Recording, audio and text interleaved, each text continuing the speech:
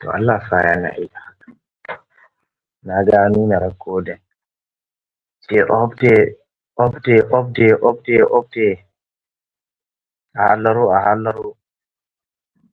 An kunna musu ta bidiyo.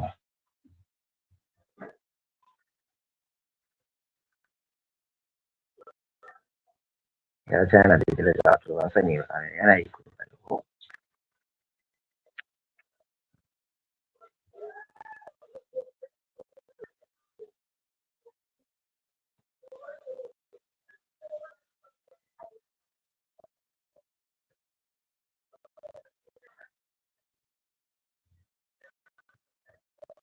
شيء ما عندي شأن وشنو المشكلة إذا ما في لي شيء.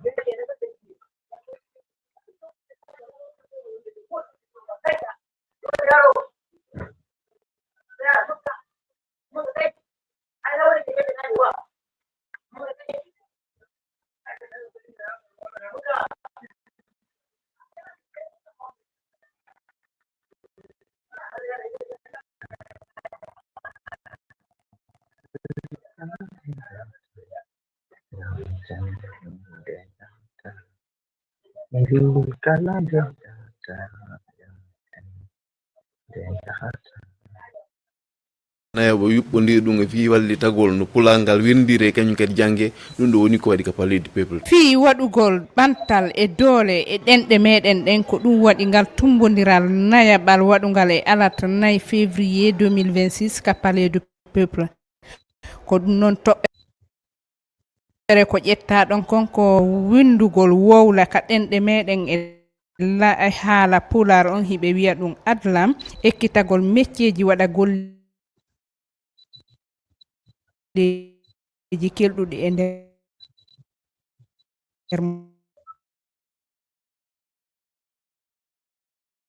muɗum mottidirno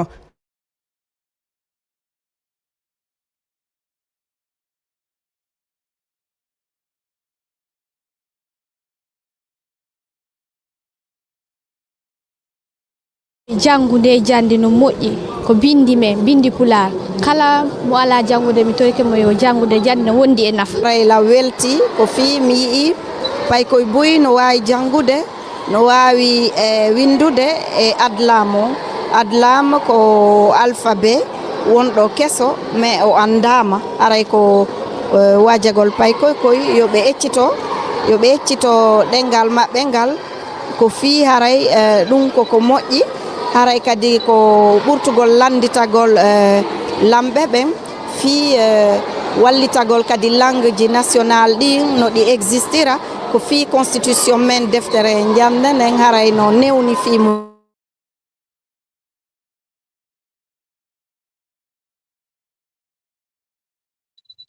ɗengal ngal mayata si fayɓe ɓen ɗengal ngal maayi e fayɓe ɓen ara ɗengal ngal maayi saabu nayeɓe ɓen feƴƴe woni haray ko ɗum waɗi ɗen tori kala yo wakkilo wurnitugol ɗengal ngal hella ka makko ara o wurnitira ngal jannugol fayɓe ɓen wakkilina fayɓe ɓen haray meɗen tori kadi ADLAM on hannde e newinani en hannde heɓugol defte jangeteɗe ɗen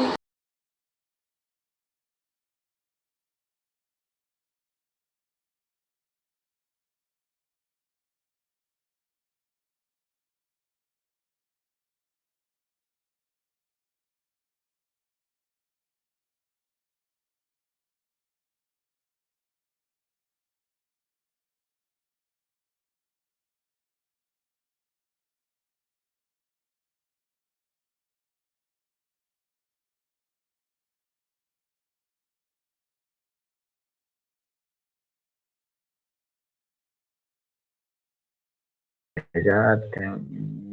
kalande jaten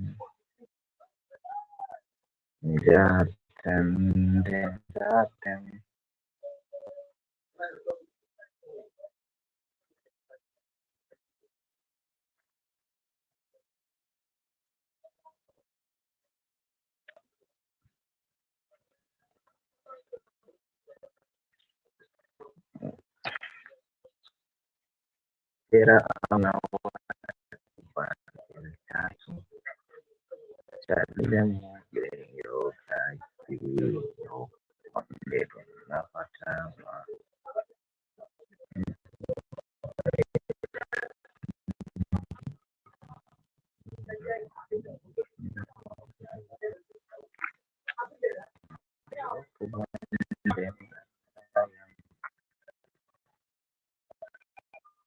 Jesús punto era punto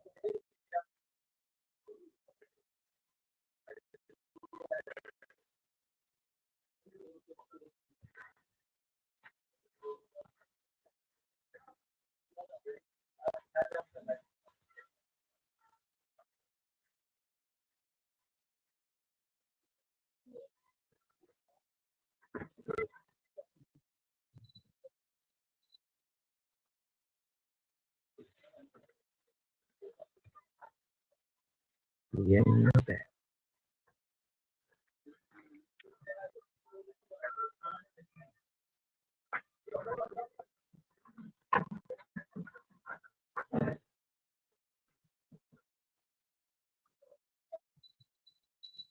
Fuuta Jalongu ko ɓawto hare ɗen poore daaka 14 jolo fulure 896 o nanga ko on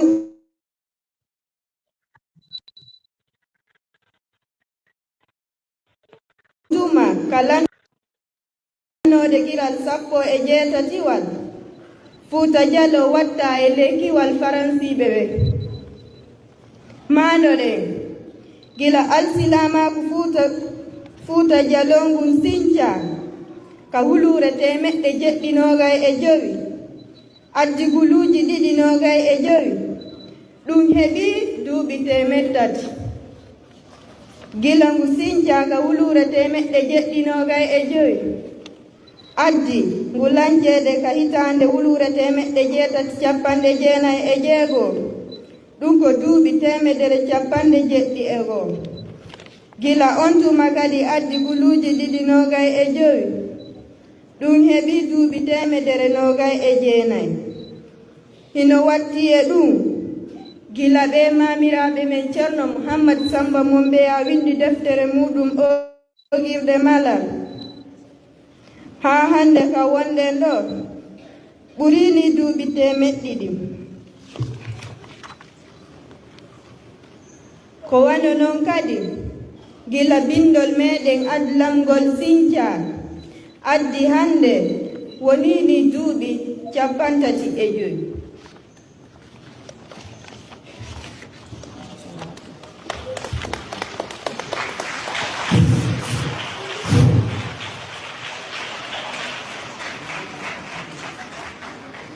Diiwal ngal timbo komin woni Alpha Ibrahima Sambego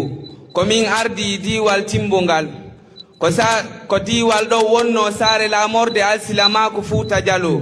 ardinoɗo ɗon on ardi diiwe ɗen 9 ko ati ardade diiwal ngal timbo komin Alpha Ibrahima Sambego mi noddirteno karmo ko Alpha mo timbo e sakkitiɗo ardade ngal on ko almami Boubacar Biro diiwal ngal timbi komin woni ceerno Souleymana Thioro komin ardi diiwal timbingal ko ngal diiwal ɗon wonno daaka mawka e nder Fuuta Jallo ko kangal halfinano udditugol yewtere ka jonde e waɗugol juɓɓuli kala dental ko atti ardade diiwal timbingal komin ceerno Souleymana Thioro e sakkitiɗo on ko ceerno Ahmad diiwal labi